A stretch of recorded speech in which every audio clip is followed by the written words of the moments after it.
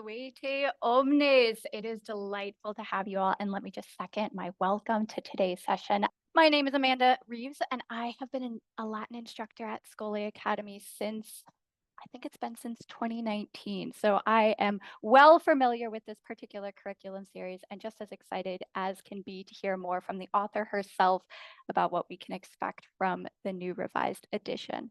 Just to give you a little bit of a sense of the Latin Alive curriculum and what it's looked like in my own classroom. Um,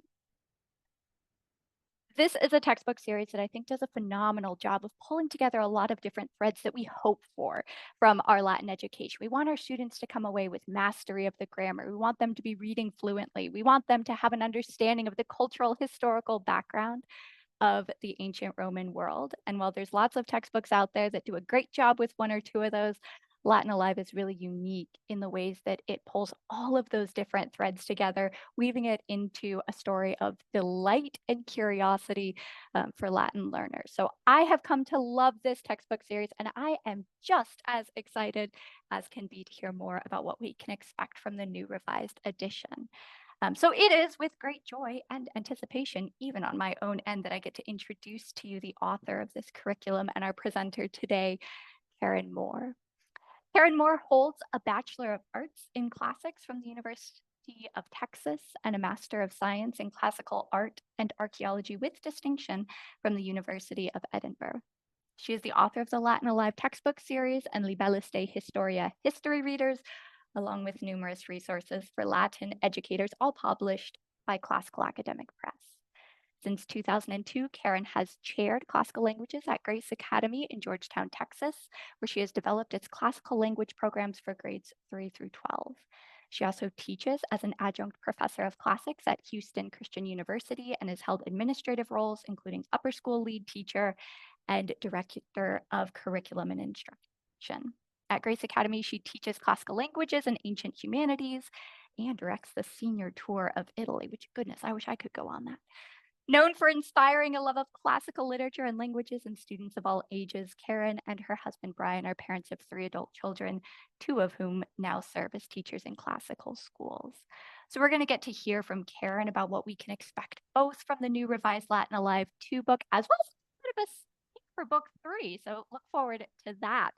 So if you would join me, let's go ahead and welcome Karen to the quote unquote stage to share a little bit with us about what we can expect.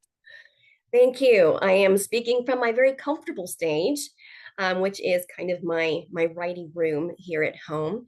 And thank you so much, Amanda, for that very kind introduction. I'm so delighted to hear that you and your students at Scole Academy, which I think is just a marvelous setup with Classical Academic Press, are enjoying this book. That just is just such a blessing that delights my heart that it is accomplishing, at least for you and your students, what Galen and I had dreamed and hoped that it would. And I'm so thankful for now, more than a decade into the life of Latin Alive, to be sharing with you today Latin Alive Book 2 and give you an inside tour of some of the things that you can expect in the book, which is now available for order. And also to give you, at the end, we'll look at a sneak peek of Latin Alive Book 3, which has been finished writing, but we have the lovely task of all the editing and the design and the graphics still ahead, but that will be out next summer. I'm going to go ahead and do a quick disclaimer. I am recovering from some lovely germs who decided to share themselves with me. And so I may be having cough drops and drinking lots of hot tea, something I wouldn't normally do during a presentation, but I just want you to know, but no germs can keep me from sharing the delight that I feel with just the pleasure of this project coming to fruition. So without further ado, let's get into Latin Alive Book 2. Let's see here. Okay, so we're going to start with our agenda for today very quickly, as said. We're going to look at Latin Alive Book 2, talk about how the scope and sequence differs from the original LA2, especially for those of you who I know are looking at making lesson plans for the year. The pedagogical approach, the readings, my favorite part of teaching Latin, the support resources available, and then our sneak peek at Latin Alive Book 3, including a look at the table of contents and the readings involved. So goals for the series revision. These are the exact same ones that I shared in the webinar for Latin Alive Book 1, by the way. So provide a better pace throughout the series, keeping in mind the Scholé approach to learning. Expand the exercises within each chapter to provide greater practice with attention to varied learning styles. To seek the middle road pedagogy, which means we're looking at engaging the students in a multidisciplinary, multisensory approach to learning. It's one of the lessons I took away from my mentor, Susan Fugate, who taught me Latin, is that the more senses you use to learn something, the better you retain it. And so that's the goal in what you see here. I've just taken a lot of the activities I've developed over the past, 2 decades at Grace Academy. That just sounds old. I'm not that old, but I have a lot of experience. That's the way we're going to look at it. And that I put into this book. Review chapters. We still have those, but we reviewed the chapters for accessibility, both in length and in level. And as you saw in Latin Alive Book 1, where we reviewed the readings and we even broke them into 2 pieces, 2 parts in some places, we're continuing on with that same pattern here. And then again, this multi-interdisciplinary approach to language instruction that does embrace, as Amanda just said earlier, history, culture, art, which the language has inspired over the courses of several thousand years. Okay, so Latin Alive Book 2. Now, with Latin Alive Book 1, which I have a copy right here in my little hands, the Latin Alive Book 2, Latin Alive Book 1, the theme was monarchy, Roman Republic. The theme for Book 2 is looking at how Rome then becomes an empire and establishes that empire and the golden age of literature with that. And so we start to see, as with the original text not just about histories, but about the culture, about some of the things that happen there. So let's look at just the specs. First of all, it's now available. Yay! Okay, second, it's divided. This is different from the original. It's divided into 4 units with, that should be 20, with 20 chapters, 4-unit reviews with historical vignettes from college professors, Carl Galensky, Tim Moore, and 2 from Chris Schlecht. The lesson on pronunciation is now moved into the appendix. The chapter vocabulary lists average about 20 words for each chapter, and these are based primarily on preparing the students to read the chapter reading. However, when I look at the list of vocabulary words needed for that chapter reading, I prioritize for the chapter vocabulary list readings that appear higher on Latin frequency of vocabulary lists.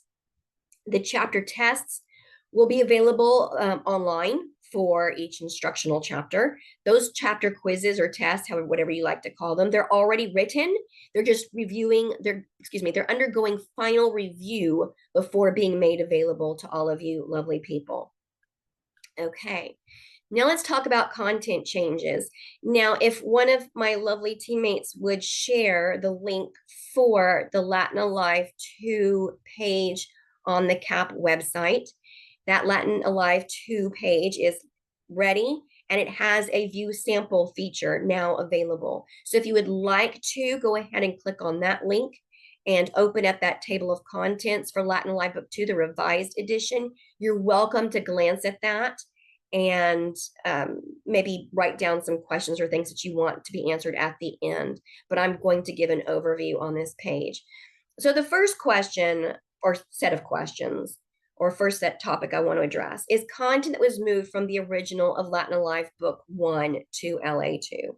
As I said this time last year in the webinar for Book 1, what we were trying to do was take these books that were a bit heavier for LA1 and LA2 and super light on LA3 and give a more consistent pacing.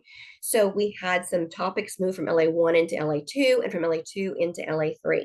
So from Latin Alive Book 1, interrogative pronouns are no longer in Latin Alive Book 1, but they are in Latin Alive Book 2, chapter number 1. I love this chapter. We took the Catilinarian conspiracy, Cicero's lovely, wonderful, delicious invective. We changed them from indirect questions, which require the subjunctive, to direct questions, which make use the indicative. So we have a nice spicy reading to start the year off with. Relative pronouns come in Latin Alive 2, chapter 2. The intensive pronoun ipse comes in chapter 5 of Latin Alive 2. Reflexive pronouns and adjectives you will see in chapter 9, which is in unit 2. For the most part, however, units 2 and 3 stayed very much the same. We just reviewed those chapter readings, added some more exercises, the multidisciplinary approaches, which we'll talk about a little bit later. But those contents stay pretty much the same. Now, second part that I want to talk about is content that was moved from Latin Alive Book 2 into Latin Alive Book 3. So it will not appear in this book, but never fear, it's coming in the next one. So there's a participle review that begins Latin Alive Book 3, Chapter 1. But I should have said this first. Unit 4 of Latin Alive Book 2 is a nice, lovely Scholae approach, I think I like to call it, to learning participles. I felt like it was a bit too intense in the original Latin Alive Book 2, and that we could do better. We could pace it better.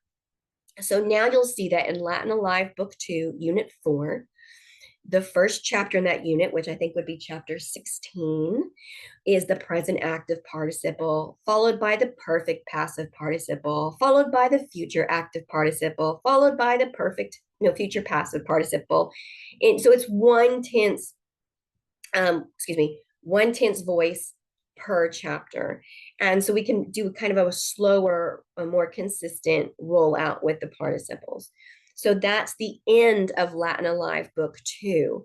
And then Latin Alive Book 3, Chapter 1 will start by reviewing that final unit from Latin Alive Book 2. I really like to make sure that whatever information lessons come at the very end of one book, that they're reviewed in the next book. Because I know sometimes either we don't have time to finish the book because things happen, school calendar, bad weather days, what have you. And sometimes because it's at the end of the year, it's actually times to fall out of the tired student minds. So it's always good to review those things in the first unit. So that participle review come in Latin Alive 3.1. Indirect statement and time relative are going into Latin Alive Book 3. Identical and indefinite pronouns. The irregular verb "wis" is going to come in Unit 4 of Book 2, but it will be reviewed in Book 3. Deponent verbs are hold off till Book 3. The gerund, the supine, ablative, price, and degree, those were in Book 2. They're now in Book 3. And I can't wait to talk about those things in a little bit, but I'm going to restrain myself right now for the sake of time. Okay, make sure I got everything on my list to share with you all. I think so. Okay, pedagogical tools. So these are very similar to Latin Alive Book 1. Pardon me, hot tea break. These pedagogical tools are very similar to Book 1. We still have a parts to whole approach. We still have exercises focused on morphology, on parsing. Love my fill in the blank exercises, those have increased. By the way, if you haven't thought about this, fill in the blank is like the first step to learning how to compose Latin. So we're really putting into this the idea of how can we teach students step by step to compose Latin. And I actually just, with Tim Griffith, completed another practicum at the ACCS conference, and composition was our theme. And these are the things we talked about, using fill in the blank, using grammar substitution, using these baby steps towards getting students to be able to compose little bits of Latin as another means of mastering the language and becoming so comfortable with it. So we'll talk about that more in a minute. Translation, both Latin to English and English to Latin. Picture studies, love the picture studies. With Latin mottos and the coat of arms in Book 2, they're going to be countries from around the world, just as they were before. We have interactive activities, games. The drawing sentences and describing pictures that were new to Latin Alive Book 1 will continue on in both Books 2 and Book 3. And then we have interactive activities, the game, I'm sorry, I just said that, pardon me. Supplementals like Culture Corner, Latin and Science, about the authors, those are all continuing and even come a bit more frequently because in this book, you may recall, we now have passages adapted from Latin authors, whereas in Book 1, they were more inspired by Livy's Ab Urbe Condita. Here we have a greater variety of Latin authors. So we want to make sure those students know and start to become familiar with those names of these great writers of the golden age of literature. Readings adapted, and then we also have the Responde Latini, which are another great way to invite students to use Latin in an oral manner. It's a perfect way. We do this in our English classes too, read a story, reading comprehension. So we should do the same thing with our Latin. They could be used written, but I also love to use them as oral exercise, and the students do too. The students do too. Okay, new for Latin Alive. The picture studies are going to be applied to paintings you will see starting happening in this book and even more so in book 3. Asking things like quid videis and quid facet. I'll talk about that a little bit more. Grammar substitution. I'll show you an example of this in a little bit. The quotable quote section is the same that we used in the original book 2.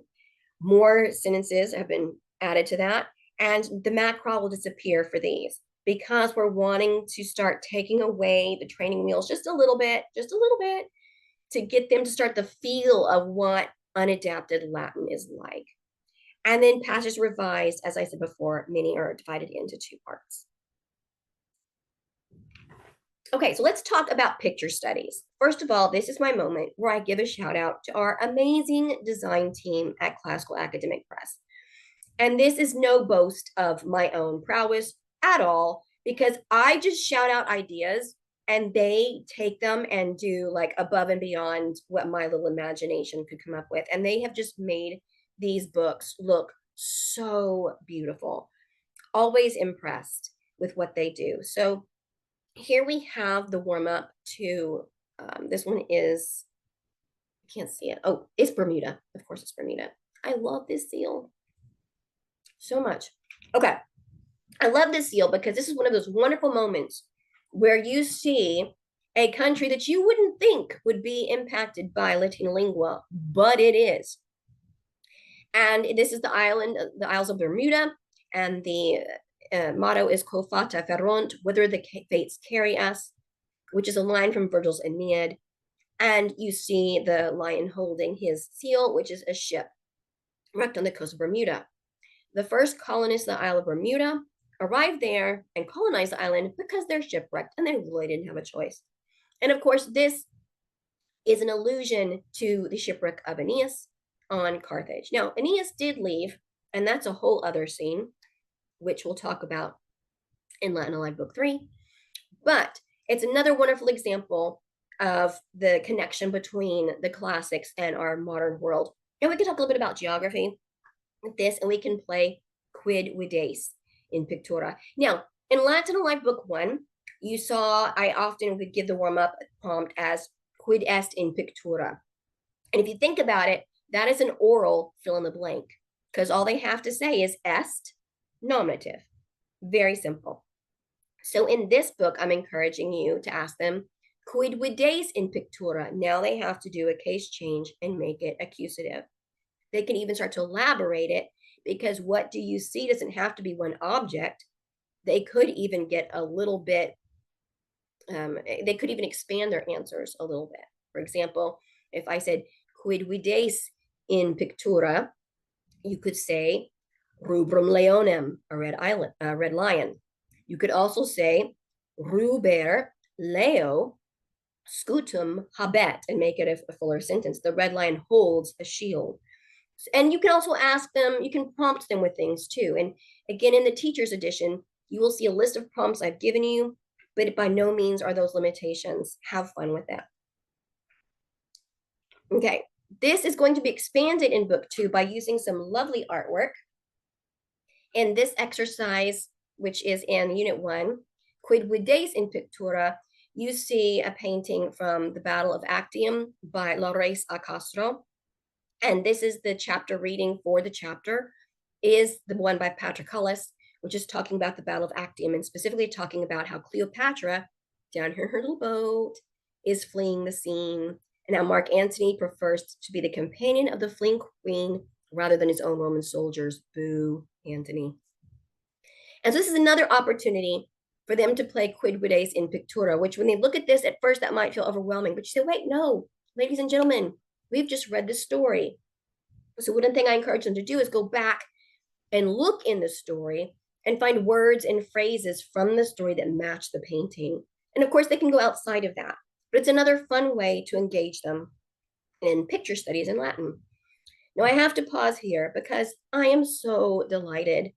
When I attended the ACCS conference, a lovely teacher by the name of Nicole Henry gave a presentation on Latin picture studies, and she was using quid videis and quid est in pictura and these phrases. And later she came by the CAP booth, and I said, Nicole, I loved your presentation. It was so good.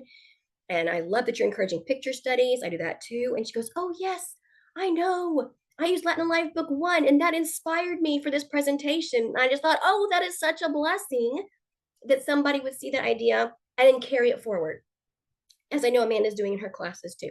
So let this inspire you to take your picture studies or other things in all sorts of directions. Okay, another sample of exercises. This is the grammar substitution I was talking about. So one level of translation is to be translating from Latin into English. Another level of translation is to start thinking about how I can rephrase something in Latin and stay in Latin. Because much to our students' dismay, Latin can say the same idea in multiple ways, just like English can. In fact, I think English is a little bit worse about this.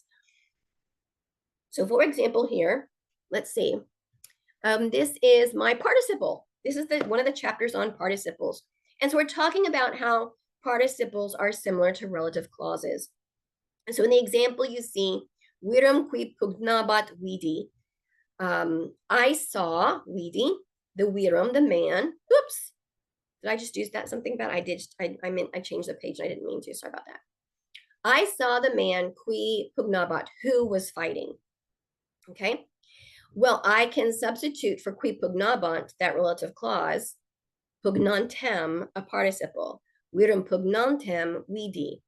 I saw the man fighting, or I saw the man who was fighting. It's the same meaning. Now, before they get to exercise 6, they've gone through some baby steps to prepare them for this exercise, but it's the next level of reading. It's also another level of composition to strengthen their Latin studies. Exercise 7, you can see an example of the quotable quotes here, which are also reviewing different forms of participles for the students. Okay. Okay, now this next page.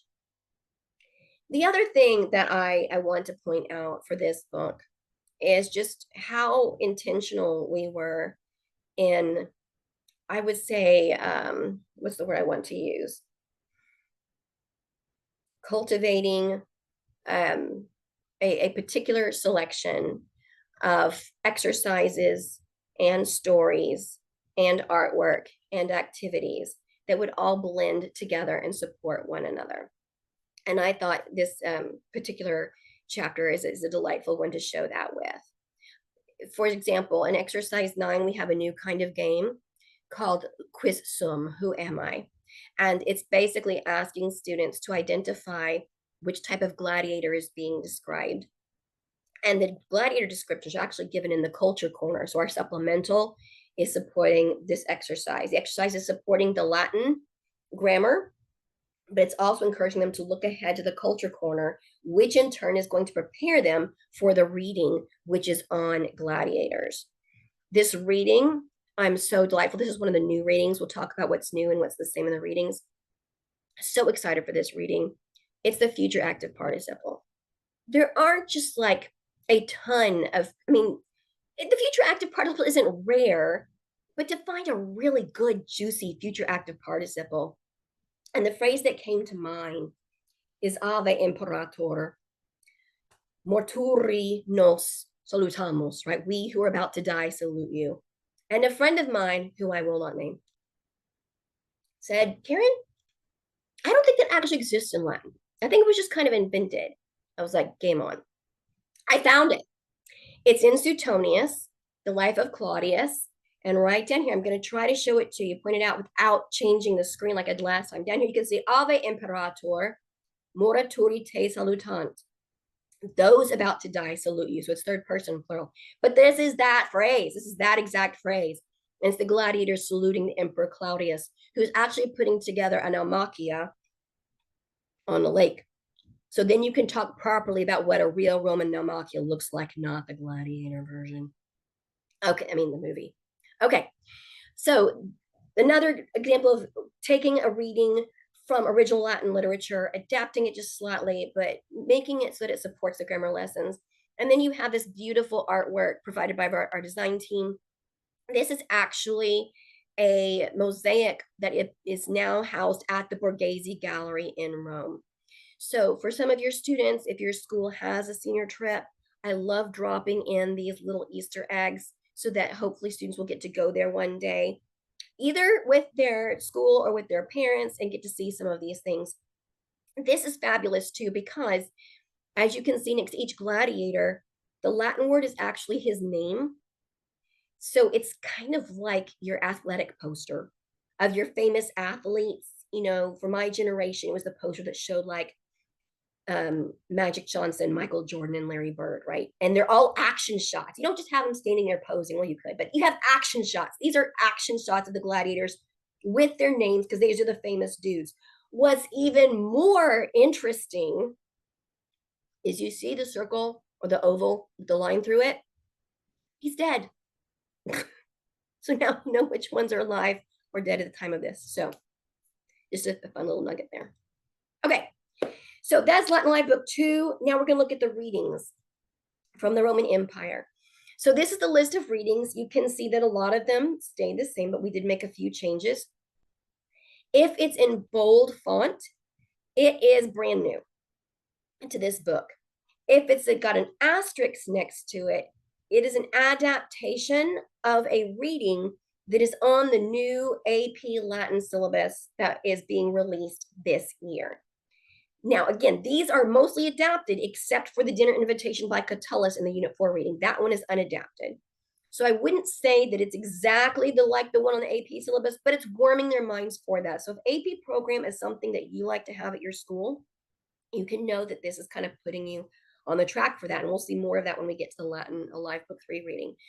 So new, we have the Calendarian Conspiracy, which I mentioned earlier. Phaedrus, the Frog and Ox, I love that story, but it's so short, I decided to add the one about the dog's reflection in the river. Also a fun story. Pliny the Elder talked about the obelisks of Egypt. That was actually in Latin Alive Book 3. And we'll see the change ups there. It had to go, but I love it so much that I put it here in Latin Live Book 2. It's really a great story. And you also see the pictures of obelisks that you could actually see in Rome if you go to Rome. And what's really cool is Pliny the Elder is the one who helped us identify those obelisks when they were unearthed. So that's pretty cool. Caledonia, we have a wonderful reading here about a fantastic Scottish warrior queen who stands up to the Romans, and she's giving, this is her speech, her call to arms of, hey, Romans, we need to take them down. Really great.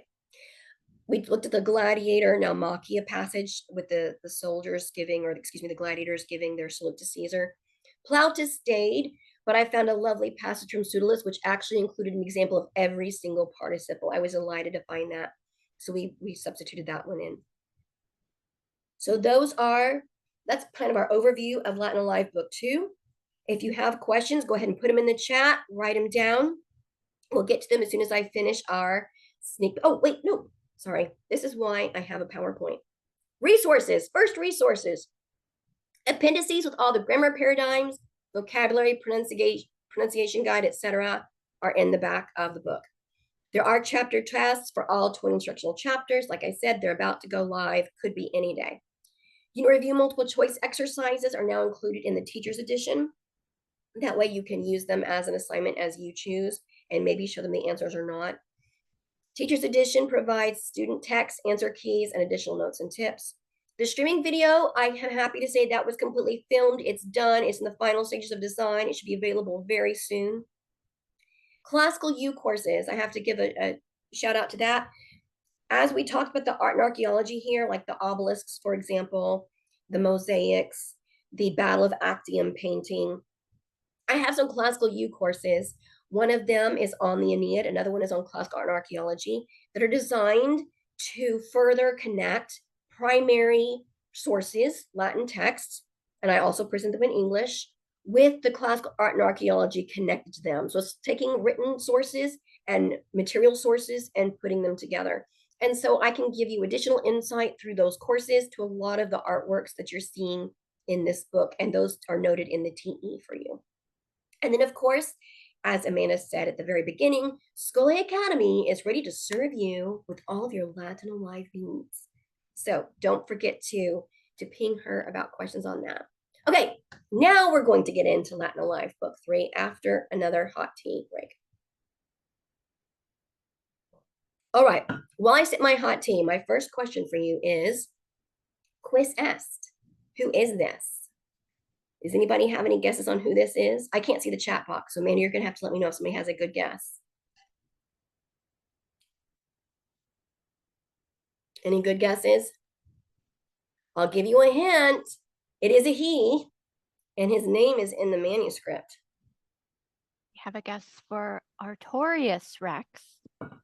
Oh, well, that's extremely close. If you mean King Arthur, then you would be correct.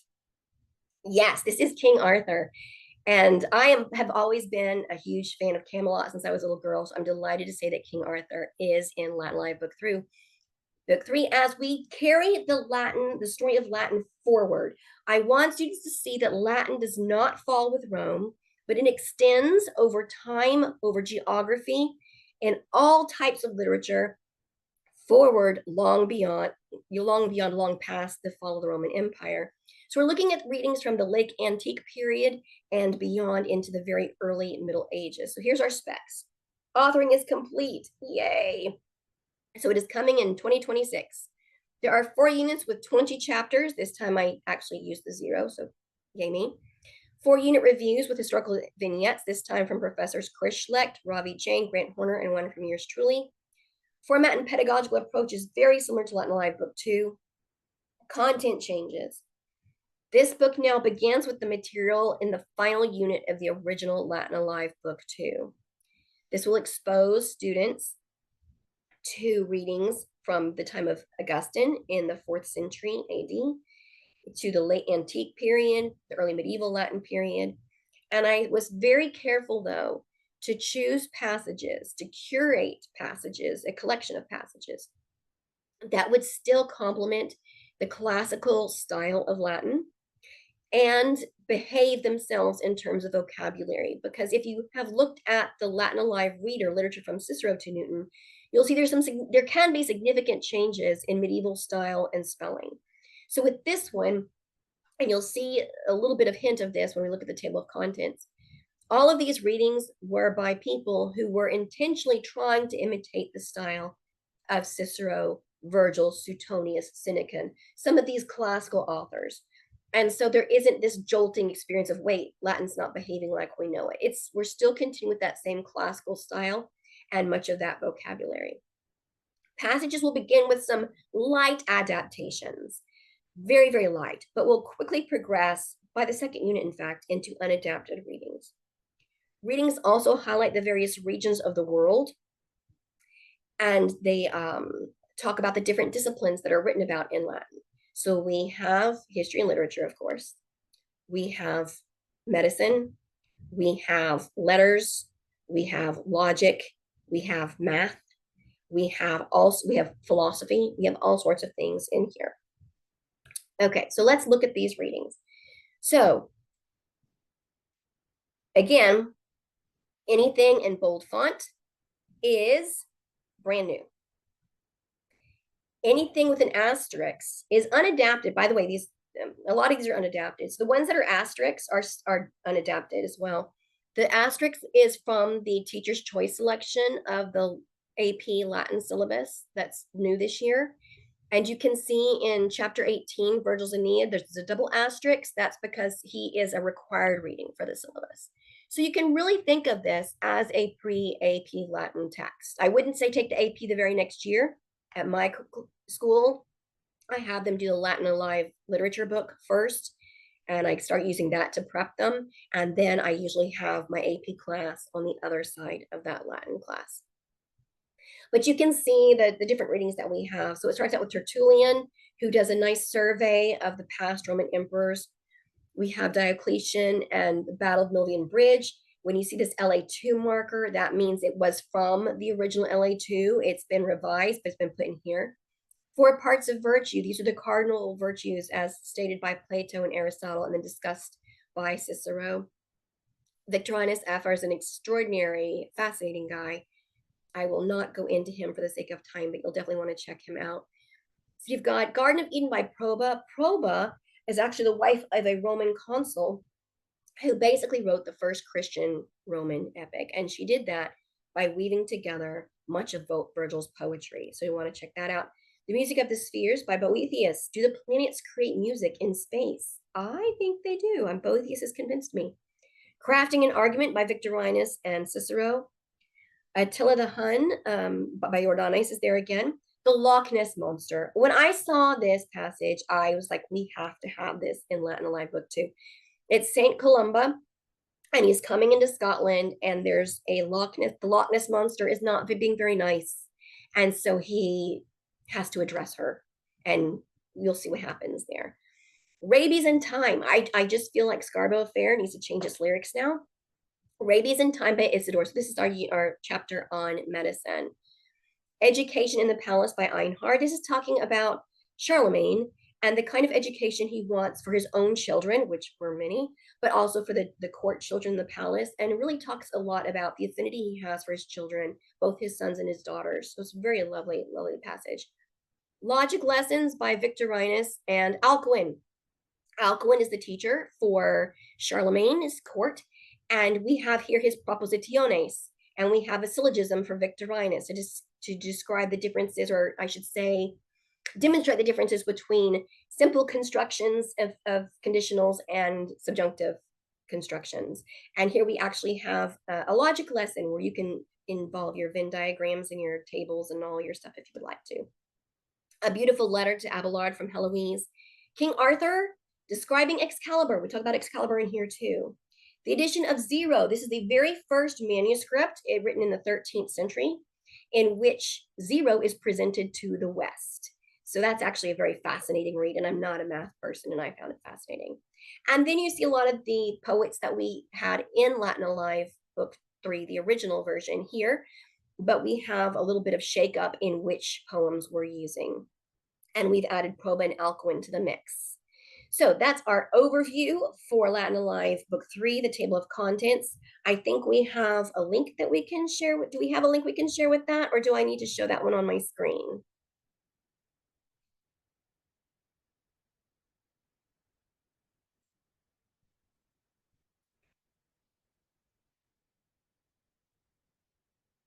I'm not getting any feedback. Okay, so let me see if I can pull it up here. Let's see. Here we go. So here's the one I have on, which I just went over the eight readings. But what I will do is I'm just going to do a very slow scroll for the sake of time. But I want you to see basically everything that was in Latin Alive Books 2 and 3, except I think for the exclamatory accusative, which is so easy.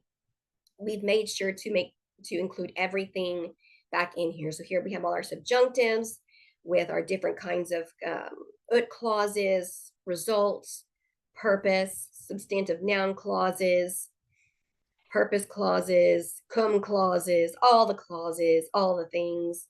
We have fio, here we have indirect command, conditionals. Here's we have with our propositions and our logic problems here. So much fun. Relative clause of purpose, temporal clauses, the addition of zero, impersonal verbs, all the things. Fearing. Oh, I love this chapter on fearing. The theme is fear the deep. We have a lot of fun things with octopus and dolphins and sharks and whales in that chapter. It's a lot of fun. Karen, it actually looks like we are still just seeing your presentation Oh. on PowerPoint, so we might need to have you switch the screen share so that we can see that. Okay, my apologies. Thank you for letting me know that. Okay, can we see it now? We are all set now. Thank you. Okay, I'm going back over. That was just take 1. Now take 2. Okay. So chapter 1, here we go. So gerundive, time relative, infinitive, indirect statement, reviewing Weiss, the identity, indefinite, I can't talk. This was when I don't feel well. I trip over my words. Indefinite and identical pronouns are present. Deponent verbs here. Now, deponent verbs I broke into 2 chapters because we had it all in 1 chapter for some insane reason. So we have deponent verbs, and then we have deponent variants, our puffies and our other deponent, semi-deponents. Subjunctive mood here, we have a nice slow rollout. So I do present subjunctive of regular verbs. Then we do it present subjunctive of irregular verbs with a little ut clause action. And then we just carry it forward with indirect questions, purpose clauses, cum clauses, Loch Ness monsters. So here's Theo with noun result clauses, indirect commands, purpose, respect, simple conditionals, subjunctive conditions. Here's our ablative of price and degree coming back in because we're going to learn how to buy and sell pigs in the pig market. That's one of our readings. Another one is how do you get a wolf and a goat and a head of cabbage across a boat safely? Real world problems, but they're so delightful. And the cool thing is that Alcuin wrote these as a textbook for the children of Charlemagne. And now you get to have Alcuin's lessons as if you were a prince or princess, which they all are. All of our students are princes and princesses. Simple conditionals, relative clauses, temporal clauses. That's with our King Arthur passage. Love that passage. Did you know? I have to give a little spoiler. I love this. So I'm reading Monmouth, looking for like just the perfect passage. And I find one that's describing Arthur getting ready for battle. And he's got his shield Pridwin, and he's got his sword Excalibur, and he's got his lofty lance that is fit for great destruction, whose name is Ron. That is the name of his lance. And it says it, and I'm like, you're kidding me. It's Ron. I think the Lance Ron needs a little bit more attention. So he's in here. We're not going to forget you, Ron. Okay, chapter 16 in personal verbs. And then we have a Catullus 185, 101. 17, the Carpe Diem poem is here. I wanted to put Carpe Diem in the first one so bad, so I did it. Chapter 18, Aeneid prologue. We saw that one already. But I should also tell you too, ladies and gentlemen, I love Latin poetry. But as much as I love it, it was a little bit too long, too heavy in the original book. So in here, I've been very intentional in terms of the pacing for the poetry lessons in Latin Alive Unit 4, our poetry unit. So none of them are more than, I think 28 lines long is the longest. And that's every single one of them is broken into 2 or 3 passages. So you don't have to do all 28 lines. Whereas in the original book, our shortest chapter was 28 lines long. One of them got up to, I think, like 50, which I love poetry, but it's just a little bit long. So also the manner in which the poetry and the poetic meters is taught is just given, I think, a more gentle, slow rollout. So you'll see that here. So, okay, then Horace, and then here we have the Aeneid prologue, Return to the Aeneid on storms, and how Proba actually reworks Virgil's storm scenes to provide the storm scene on the Sea of Galilee. And when you look at this one, you'll see the exact lines that Virgil uses, and in his passage, and then how she resets them in her passage. Just really cool, and just so very impressive. I just love that Proba was the first person to write the first Christian epic. And then chapter 20, Alcuin, his epitaphium, which has actually served as a model epitaph for many great leaders since then. And then, of course, we have Grant Horner. All right. So that's that. Okay, now we've all seen it. We're good. Okay, I'm changing my screen share again to my presentation, which now I can't find.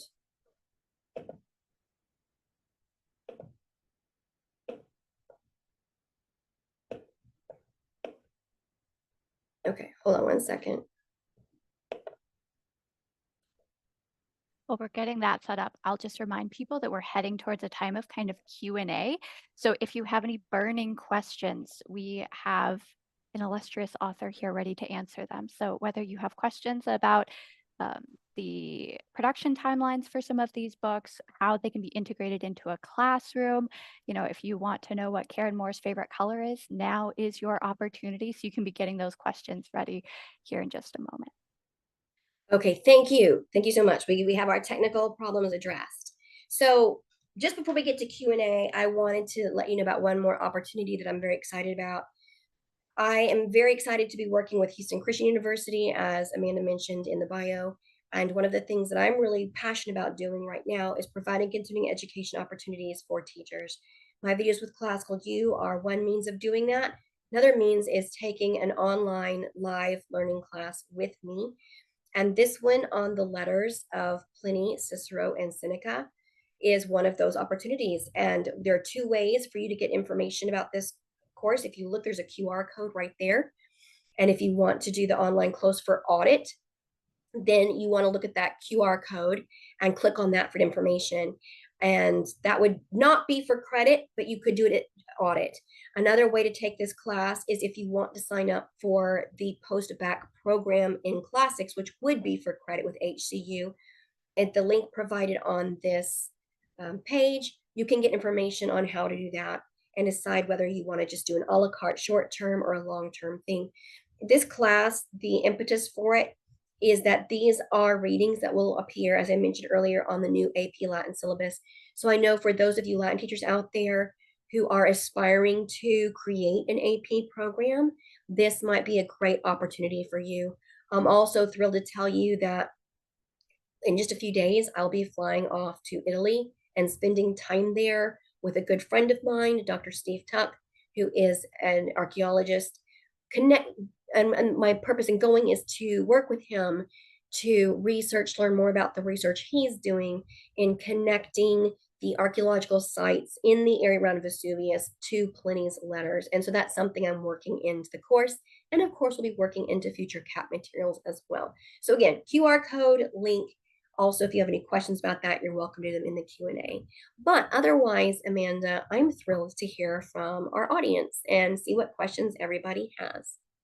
Well, before we get into the Q&A, let me just say what a treat it has been to hear about some of the heart behind this curriculum, some of the things that are added in. I find as an instructor that, you know, the month of June is generally speaking for writing grade reports and closing out the previous year. July is for rest, and it's usually in August that I start really chomping at the bit to get back in the classroom, but you've really expedited that. And now I'm going to be emailing my students telling them to come back tomorrow. So it certainly was a treat to hear from you and just thank you for sharing with us. Well, thank you. It is truly my pleasure. This has been a vision long in the dreaming and long in the crafting, and it is just so exciting. I'm just so pleased to see how it's coming together and eager to help all of you as you adapt it from for your classrooms. Beautiful. Well, we've had a number of questions come in, and I'm sure that they are going to continue to come in the Q&A box or in the chat box. But we'll start off with just some basic logistics questions that have come in, and then there's a number of questions about kind of integration of the old versions with the new versions that we'd love to pick your thoughts on. So just a quick logistical question. When is it that Latin Alive 3 Revised Edition will be officially available for purchase? What's the timeline that Oh, we have that for is that? such a great question, and it is so above my pay grade. I do not have those superpowers. I will tell you this, it has all been written. As I've seen, excuse me, as you've seen, the table of contents is done. As I've told our editors, I can't go back. If I was to go back, I'd lose my sanity and every last bit of health that I have. By the way, my lovely team who are providing links, I do have permission to share that link for the table of contents in the chat box. So if you want to add that table of content link for Latin Alive Book 3 in the chat box, you're welcome to do that. So I can tell you, though, from my experience in working with CAP, is that it does take a while to get through the editorial process. So the authoring is finished. The first round of editing is begun. But here's just a very quick synopsis. It goes through Latin editor number 1. She looks meticulously at every single chapter, sends it back to me for things to fix. Sometimes I send things back to her, so we ping pong. Then it goes to our first round English editor, who is fantastic. He's worked with Zondervan Books. I just absolutely adore him. Same thing, ping pong back and forth. Okay, I'm still ping ponging with those two. Then it goes to copy editing, then it goes to graphics and design, and it takes a while to get all the graphic and design work done. And then there's additional editing after that and author review after that. So I expect that you'll have it in plenty of time for the fall. I would expect it to be out right about this time next year. But I am in no place to give any kind of hard fast dates or commitments. I would encourage you next spring to check in with CAP and see what estimates they're giving at that point in time. So I can assure you it's done. I am confident it'll be ready next summer, but I cannot give a specific date. Well, it just gives us something to look forward to in the future. We'll all be waiting with bated breath for that Absolutely. email to come from CAP I that it's will on be its way. too. Love it. So beginning to think a little bit about how this edition is going to change the experience for parents who are walking their students through it or facilitators. We had one guest ask whether or not the teachers will also need the revised edition of these books, or if it's going to be possible to teach from the teacher's edition of the original books. Or is it something that they need Let to me have ask a with their clarifying administrators? question on that. When you say that, are you saying that are you saying can I use the original TE, the new revised student? That is my understanding of the Okay. question. If whoever asked Then that question no, wants to chime in and clarify. Okay. no. With Latin Alive Book 1 and 2, the changes have been a little bit more minimal, but even then, I think it would be difficult because you have chapters that have been removed and exercises have been changed. But Latin Alive Book 3 has undergone a major overhaul in terms of the readings. And I have to say the original vision for this book series, and if you happen to have any episodes from way back when, was to do a Roman monarchy republic book, Roman Empire book, and then this early medieval period book. And for various reasons, that wasn't able to be realized then, but it's being realized now. And we're very, very excited about that because, again, we think it's going to help students really see how much Latin has engaged the entire Western world. And I literally have readings in here from Ireland to India, from Germany to Africa, and just so many different disciplines that I think it's really going to be, it's going to expand some understanding of the impact of Latina lingua. Beautiful. There's also some questions about if a student has been working through the original Latin Alive Book 1, at what point would it make sense for them to transfer over into Book 2, given that some of the content has been Mm. rearranged? I think the question was in particular, if they've completed through Unit 5, would it make sense for them to start in Latin 2 without the remaining units? Okay, so let me repeat this to you. Again, ladies and gentlemen, please be patient with me. When I'm not feeling well, my brain process is slower. I want to make sure I understand what you're asking. So you've been using the original Latin Alive Book 1. So at what point in time should I jump from original Latin Alive Book 1 and go to Latin Alive Book 2, correct? Mm-hmm. I think now the best way to do this is always to get out. Let me see if I have it here. Your table of contents, right? And compare table of contents to table of contents. Now, the first unit of Latin Alive Book 1 will review your pluperfect and your future perfect tense and your fourth and your fifth declension. And those are some of the lessons that come at the very end of Latin Alive Book 1, the original. And that's the only thing that I think you're in danger of missing. So I would say it really depends on your student and your setup. If you have not yet gotten to those tenses, I would go look at how they're reviewed in Latin Alive Book 2, Unit 1, and see if you think, oh, I could still use this review and just slow it down, do extra practice, and I could blend the two. That might work just fine for you if you want to go ahead and move. But I think that's going to be a kind of personal decision depending upon your student and their language abilities and how far they've gotten through.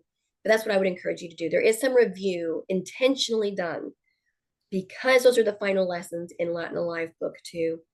Those last tenses, pluperfect, future perfect, fourth and fifth declension, those are all reviewed in Unit 1. Just check that review to make sure you feel it's sufficient for having skipped the first chapter. Having first for having first skipped the lessons in Latin Alive Book One. I think it actually might be just fine, but that's going to be a you call. Love it. Yeah, and as a teacher, I love that those last few topics from Latin 1 come back Mhm. right at the beginning of Latin 2, because the students tend to come with at least a few cobwebs that have grown over Yes, the summer, and it's great to get to settle back into something that's a little familiar, but perhaps has grown a bit rusty. I think so. I think we all need review from time to time. And by the Mhm. way, for I should take this opportunity to say, those of you who use Latin for Children A, B, and C, the way Galen and I designed this series, and this still holds, is that if your student completes Latin for Children A, B, and C, and is a strong student, they can go straight to Latin Alive Book Two, because we intentionally made sure that anything that was covered in Latin Alive Book One that was not in the LFC series is reviewed and retaught in Latin Alive Book Two. So that's something else you consider. But at the same time, at my school, Grace Academy, we use Latin for Children in third, fourth, and fifth grade. And then in sixth grade, they go ahead and do Latin Alive Book One, the whole book, even though they've done the Latin for Children series, for two reasons. One, it's an entry point to which we have families who have been homeschooling or in other schools that didn't teach Latin and are coming into Grace Academy. And so it's a nice entryway for them. But the book, and because we're describing in greater depth the use of cases, for example, instead of just saying prepositions like accusative or ablative, we're getting into the specific nuances of place to which versus place from which. And we are more let's see, there's a greater focus on reading and reading these adaptations of passages. So there's enough there that if someone's taken LFC, they're not going to be bored. They might move a little bit faster, and that's just fine, but they're not going to be bored. So you really kind of have that option for you LFC users out there. Love it. Well, before we get into a few more questions, we have a few clamors for seeing more of our lovely faces. So we might go ahead and have you stop sharing your screen Oh, now that we're okay. into the Q&A time. Sure. Thank you for There that. we go. Excellent. Yay. Excellent. So we also have a couple of questions about students who are coming to Latin 1 from other programs, about how easy it would be for a student who's completed Latin 1 through another program, another provider. How easy would it be for them to integrate into Latin Alive Book 2? I don't think that's terribly hard. And I get this question a lot. And what I my always my advice for them, and this is the same thing I would do if our admissions director will call me and say, Karen, or send me an email, Karen, we have, Sally or Billy or whoever coming in, and this is the book they were working on, and this is how far they got. What do we do? And the first thing I'll do is either look that book up online or order it and see exactly where they were, look at their table of contents and compare it to the Latin Alive table of contents. Say, oh, here's a good transition point. So that'd be my same piece of advice, is that table of contents is really a map and a guide. And just like you and I were talking about how great it is to review a few things at the beginning of the year, I'd say give yourself some ramp up time, because it is going to be a different approach. So give yourself a little bit of ramp up time. Start with some chapters that are familiar. And again, with Latin Alive 2 and Latin Alive 3 as well, each one of them is going to start with a little bit of review of some of the basics. Latin Alive Book 2, just like the original, you still see it review all 5 declensions and all 6 verb tenses. Love it. There's another question that's come in that I'm going to steal. I'm going to get up on my own little soapbox for just a Okay, minute do it. about whether or not Scole Academy offers live classes of Latin Alive 2. We 100% do. There's several sections that still have seats available that will be starting in September. If I recall correctly, this is the first year that we are going to pilot the revised edition of Book 1. So we're actually going to hold off on doing the revised edition of Book 2 just to ensure that our students are able to stay in sequence with each of the revised editions. So it'll be one more year, if I recall correctly, of the old edition. And then next year's Latin 2 students will be doing the revised edition with Latin 3 to come the following school year. So we do, and we love to see your students in class. Another question that's come in is about whether or not your sixth graders who have done Latin for Children Mhm. A through C are able to complete the revised Latin Alive 1 in 1 year. They did this year. Yep, and I think that's what we're planning for ours as well. Yes. But shortening it to 22 chapters instead of, what was it, 27, 29, something like that, has made that much more doable. Now, if you look at all the exercises and all the supplementals, um, I give you way more than any person can complete in a year. But that's intentional. I'm not expecting anybody to do all of it. I don't do all of it. My team at Grace Academy doesn't do all of it. It's for you to pick and choose what fits your classroom better. And we all know we're going to have those weeks where there's a holiday, a bad weather day, a big school event, that these things that jolt our schedule. So you do what's best for you. And really a lot of those supplementals, like the culture corners about the authors, those are things that I like to encourage students to do on their own time when they've finished an assignment and they need wise time to keep their minds on good thoughts and good things. Those things can be bonus activities for those students who are pretty adept and want to work ahead. That gives them extra things to do. Yeah, I love that. And that actually begins to speak to our next couple of questions. We have one teacher who is letting us know they have class 4 days a week, approximately Mm, 60 minutes per class, and they're looking for your suggestions for pacing through this book mm, to finish it in a single year and sort of what your homework expectation would be for outside of class for students in that setting. mm. That's a good question. You really also have to talk to your administrators and their policies about that too. I want to be very careful because I can give you my personal preferences, but my personal preferences may not work with your school vision, mission, administrative preferences. But and personally, I like to keep my homework as much as possible to memorizing vocabulary and grammar paradigms. Homework does happen. Usually, it's because you haven't finished the assignment assigned in class. A lot of times, if you need to shorten an assignment, I encourage my teachers to either just choose the evens or the odds of an exercise. That's a great way to cut an assignment in half, but to make sure you have a good sampling of the level of difficulty and the variety of types of things in that exercise. Another way to do things to speed them up a little bit is not everything has to be a written exercise. Those take a little longer. Small whiteboards are a very efficient way to do an exercise. The students love them. I don't care how old they are. You give them a whiteboard and a marker, and suddenly it's just like game on. And you can have them write out the answer and then boards up, everybody shows them, you go boom, boom, boom, boom, boom, boom, boom, boom, boom, boom, boom, boom. We got it, and we go forward. So sometimes not everything has to be write it, turn it in, grade it. Sometimes the most effective learning is those quick and immediate response type things where they can get immediate feedback on them.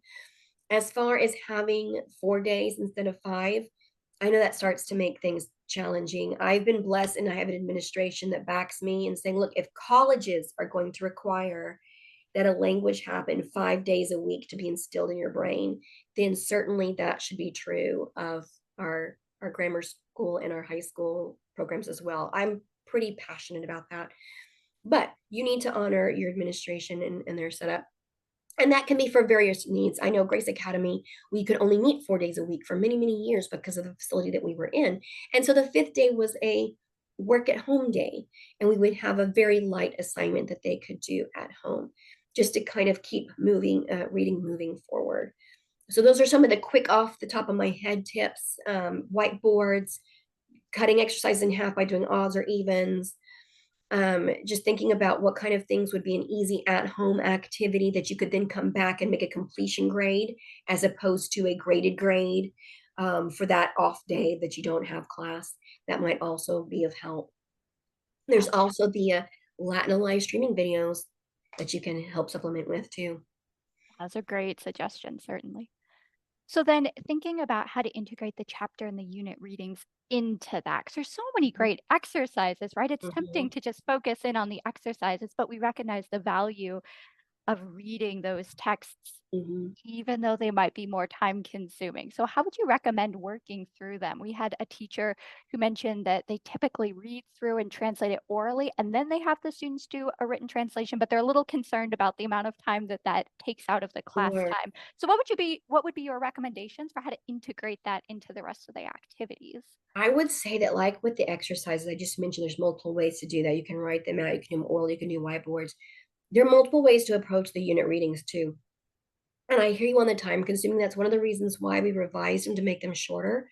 And we also divided them all into two parts, or you'll see in that live book three, some of them divided into three parts for you to pick and choose which one that you want. Because I realized in talking to some of you out there, and there was a lot of listening to responses emailed in or talking to at shows that went into our reconfiguration of this. And one of them was, I'm not getting to the readings because I don't have time. And that made me so sad because the readings are the best part. They really and truly are. That's where the students become fully engaged. And we've been intentional to curate readings in these books, and especially in book 3. By the way, in book 3, I shouldn't say all, most of the readings in book 3, I'd say like 90% of readings in book 3, I actually taught in my class over this past year. So I told my students, you are my guinea pigs. You're my lovely little guinea pigs this year. I'm giving you my adaptations. And the number one thing I want to know is thumbs up, thumbs down. Do you like it? Do you not? The number two thing I want to know is, where is this translation still sticky for you? Where do you need extra help? So I could address that and modify it. And so the readings that you see, I didn't give them the ones, no, but no, I did give them the Victorinus passage, the 4 parts of virtue in book 1, I gave them. And then most of 2 and 3 I gave them. We didn't get the poetry unit. Those are all 2 thumbs up from my students. The Isidore, I have to tell you, I was going to do the time, which is essential oils, dear ones. It's ancient essential oils. Very, very relative. They're still relative. And then I mentioned, oh, by the way, I was reading the chapter and there was a rabies passage, and you should have seen the boys. Rabies? We want to read about the rabies. So I'm like, okay, ask and it shall be given to you. So that's why we have rabies in time. So please don't skip the readings. That's my long-winded way of saying that. But I hear what you're saying. So here's the number of ways you can do it. Number 1, yes, you can do the work in small groups, write out a rough draft, put the rough draft away, and let's read the Latin together and discuss it. Or you can do sight reading. Make an unfamiliar vocabulary list first. I recommend doing that because that kind of warms their mind for the passage. And then let's just read and discuss. You could do prepared passage with 1/2, sight reading with the second half. You could even, as they get further along and more confident, you could do a prepared one the first half, and then the second one, just treat it like story time. Just read it and then ask them questions and see how much they can glean. So, and if you need to only do one reading, then do only one reading. If you need to just read every other chapter reading and let some go and keep some, okay, I can live with that. But keep the readings happening regularly, because that's where they are really engaged. That's where you get their heart and their minds and their sense of wonder involved. And that's where they start to really feel empowered. I know how to read a story with this. And that's more powerful than the exercises. I would say, if you have to cut, minimize the exercises and focus on the reading. Yeah, my own plug, I guess, for the readings would be to remind everybody that when we were looking at that Latin 3 table of contents with Karen, she did mention oot clauses and the Loch Ness monster in a single sentence. And you're never going to get that anywhere. Oot clauses It's true. without the Loch Ness monster, not quite as I much will fun. say, I don't know of any other Latin series that's going to take you all the way from Romulus and Remus to King Arthur. There's just not one out there. I have a lot of Latin teachers in my group chats talking about medieval Latin and why aren't there more medieval Latin textbooks for students? And when I went to Scotland to pursue my postgraduate degree, and my prayer was, Lord, I'm going to study classical archaeology, but I'm also taking Latin courses, and I just want you to bring me whatever you have for me, Lord. And we were still in the second year of COVID, so they had closed a lot of their availabilities. And the class that was offered was Latin of the late antique period pertaining to the Judeo-Christian scriptures. And I loved that class. And it just opened the doors to the late antique period and the medieval period for me in a beautiful, beautiful way. And so the fruit of that is being poured into this text. And it's just fascinating. It's engaging. And all my students were so delighted with the Loch Ness monster and with the lance named Ron. They just loved those stories. And rabies, I mean, just What's all the not to goods. love? I love that. Yeah, it looks like we have the instructor clarifying that maybe the hope is that our students are taking away the ideas and the content more than always a word for word translation. Yes, yes, absolutely. And so sometimes a light reading is just fine. I think our students, and this is a good life lesson too, they sometimes get so caught up in making sure every word is nice and neat and 100% accurately translated. And I stop them and I say, hold on.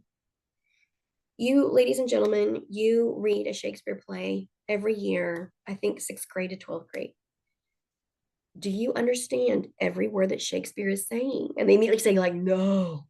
Do you understand what's happening in the play? Well, yeah, yeah, I do. Okay. So I think sometimes it's really good to not sit and translate. At times you need to, it's a good exercise. At other times, just let back and just let it wash over them. And I'll read it nice and slow one time.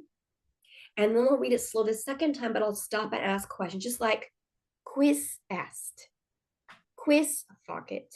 And I'm basically making fill in the blank questions out loud. And sometimes I'll ask it in English too.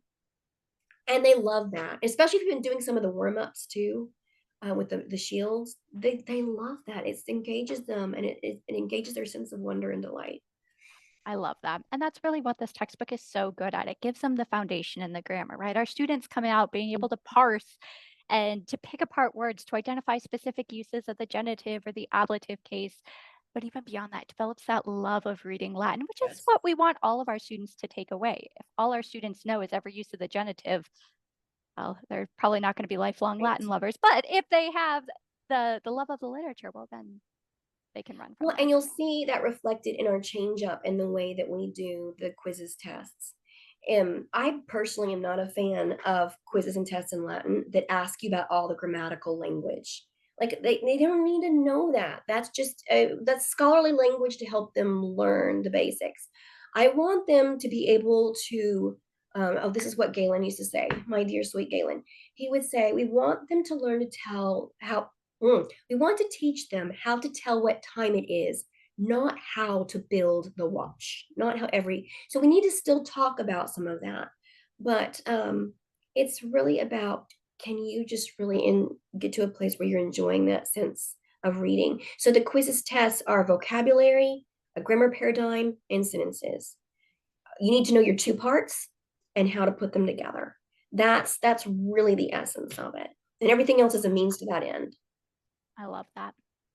Well, coming back to a few more of the questions that we've gotten from the audience, we have one person who's asking, they've been using Latin for Children completed through level B and are then moving them over into Latin Alive 1. Okay.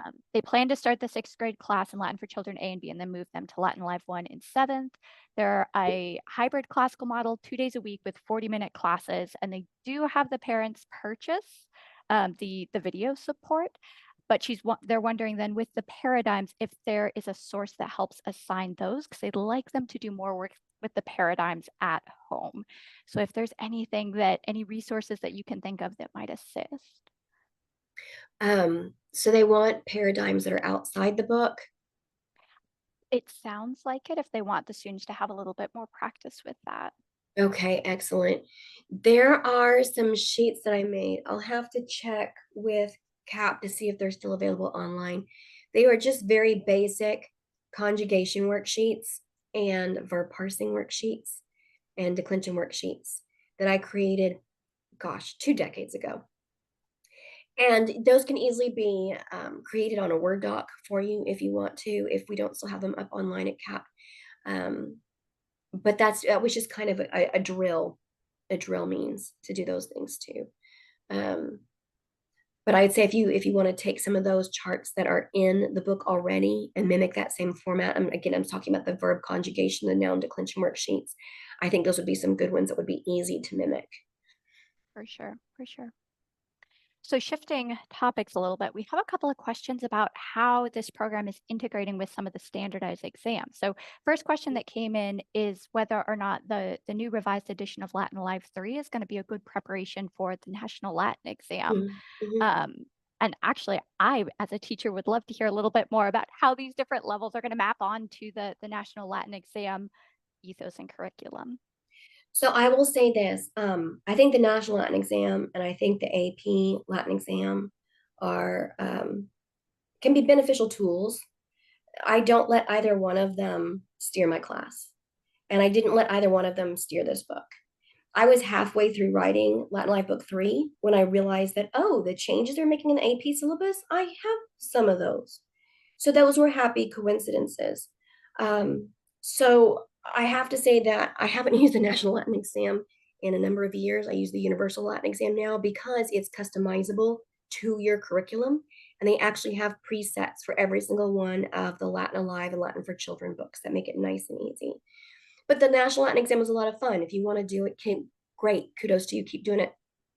So again, I would just say, look at the Latin Alive table of contents and look at the National Latin Exam syllabus. One thing the NLE does that I really appreciate is they publish their syllabi, and I hear that they just updated them recently. But again, we're teaching in Latin Alive books 1, 2, and 3, we're teaching all the exact same content. The only thing I think that missed the boat is the exclamatory accusative. Bonum fortunam. And that's very easy for you to just teach them. Nobody ever misses translating an exclamatory accusative. So Yep. I think you'll be absolutely fine. The multiple choice exercises, we kept those because I think those are a really good approach to learning. We want to apply different approaches, and our kids are going to be seeing multiple choice questions, goodness knows, for reading composition in all sorts of things, SAT, AP, NLE. So those are all still there. So I'd say you're going to be well set. The only thing is history, culture. Again, I wasn't looking at the NLE. I wasn't letting the NLE dictate to me what I was putting in my texts. But they're all and especially the medieval. I don't think NLE goes down to medieval in their syllabi, but I could be wrong. It's been a while since I've seen it. Love it. And then thinking also about the AP Latin curriculum, which it is Mhm. changing. It's kind of a live thing. So, some of Yeah, this yeah. might be untested. But as you think about students coming out of these new revised editions, where would they be going next textbook wise if they did want to prepare for the AP Latin exam? So, as I mentioned earlier, I think that the next best thing to do is to get a little bit more practice with original texts. So, even though Latin Alive Book 3 is giving students unadapted texts, we're also being very careful in curating what texts we give them. We're not giving them some of the super hard things. Like, there are texts from the AP Latin syllabus that happen to be the texts I'm using, or like, Virgil's Aeneid prologue, or the Catullus and Horace poems that are fine and lovely. There are texts in the AP syllabus that Latin Alive Book 3 students aren't ready for yet. You just need a little bit more experience with them. And you just need a solid year, I think, of reading Latin. So I think the Latin Alive literature from Cicero to Newton is the best place to go next. Um, Also, if you want to start looking at some of those AP, and again, like you said, this is all live. We're still learning this. One of the reasons why I'm going to Italy this summer is one of the things we're talking about is the AP syllabus. So I can learn all the ins and outs of it that I can share with this HCU course that I mentioned. So we're still learning exactly what that's going to be, but you can also look at some of the readings on that teacher's choice part of the syllabus.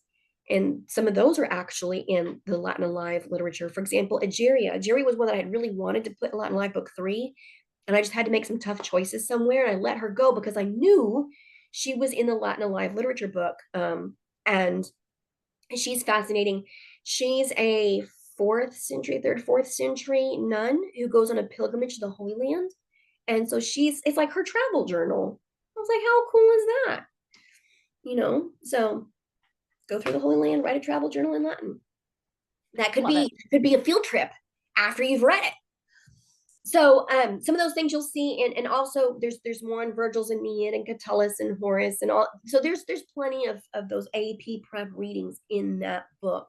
So I'd spend a year doing that, playing with the reading comprehension exercises, and do that for another year to just get your reading really nice and strong before you go into an AP Latin course. That would be my recommendation. Of course, some of you have genius kids out there, and they're just Latin prodigies and they're ready to take off. Go. I've had students like that. So it's completely up to you, to your call. That makes total sense. Well, we're coming to the close of our time.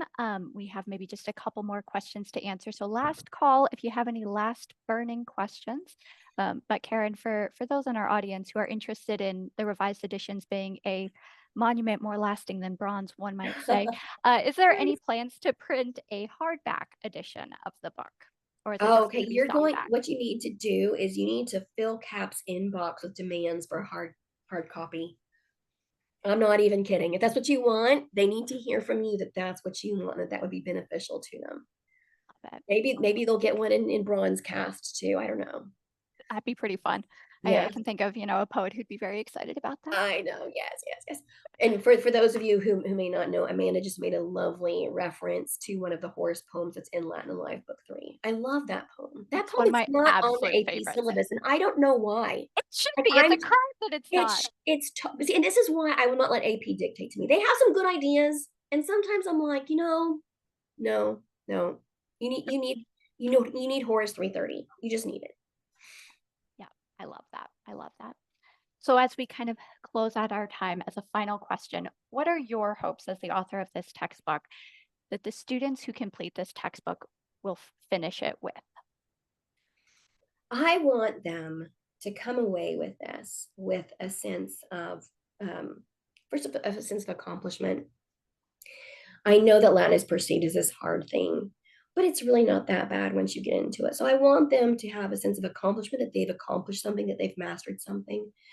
I want them to come away with a sense of the beauty and the wonder of the Latin language, the realization that it's not just, in this day and age, they talk about a bunch of old dead white guys, but there's really men and women of so many different countries, so many different backgrounds, with so many different interests and passions. I went outside of my comfort zone in this to bring stories of fantasy, to bring stories of philosophy, to bring stories that explore the spiritual realm, to bring stories that talk about math, science, logic. I wanted something for everybody in this one. And I want people to see that Latin is like the treasure box that has stored all these wonderful um, pieces of literature for ages. And when I was first in seventh grade, I tell this story sometimes. I say, I was in seventh grade, and I it was quite by accident. Really, it was by God's divine providence that I ended up in a Latin class. I didn't want to take it, but when the teacher started to tell me about what was written in Latin, and I loved history, and I suddenly realized, wait a minute, if I know Latin, then I can read the words of people like Julius Caesar. I can read his words, not somebody's translations of it. And there's just something so magical about being able to read about Julius Caesar, about Mark Antony, about um, Vespasian and the Ark of Titus, and these plays and Proba, and all these different people, the Loch Ness monster, and Lance Ron. We can't let Ron die. To read all of these things and think I am reading the text as the author wrote it, and to have a deep appreciation for that legacy and that sense of wonder, and that this language encapsulated all of that. So there's really just an appreciation of the sense of wonder and beauty. And I will tell you this too, that what I've noticed is that my students who continue on through reading advanced literature, and I'm talking about Latin Alive Book 3 and into the Latin literature book, they become my best writers because they understand the proverb about apples of gold in settings of silver. The idea of a rightly chosen word and a rightly chosen phrase, and what a thing of beauty and power. Victorinus talks about this in one of the readings in Book 3, and what a sense of power that is. And they have a sense not only of the power and beauty of Latin, but the power and beauty of language. And that's something they can carry with them. If they never take Latin for another day or never crack open another a piece of Latin in their life, they'll carry that with them forever. And when they do see Latin when they go on trips, they'll be like, ah, I got that. I got that. Beautiful. Beautiful. Well, gratias tibi agamus magistra for sharing all Mm, of your wisdom and experience, your Vivente. heart behind all of this. It certainly has been an absolute treat. For those of us in our audience, we're coming to the close of our time, but if you do have more questions that we weren't able to answer, you can send them to info@classicalsubjects.com. Either one of the admin team there will respond to you, or they'll get forwarded either to Karen or to myself, and we'd be happy to continue helping and serving you there. So thank you for taking time out of your afternoon, and Mhm. walete.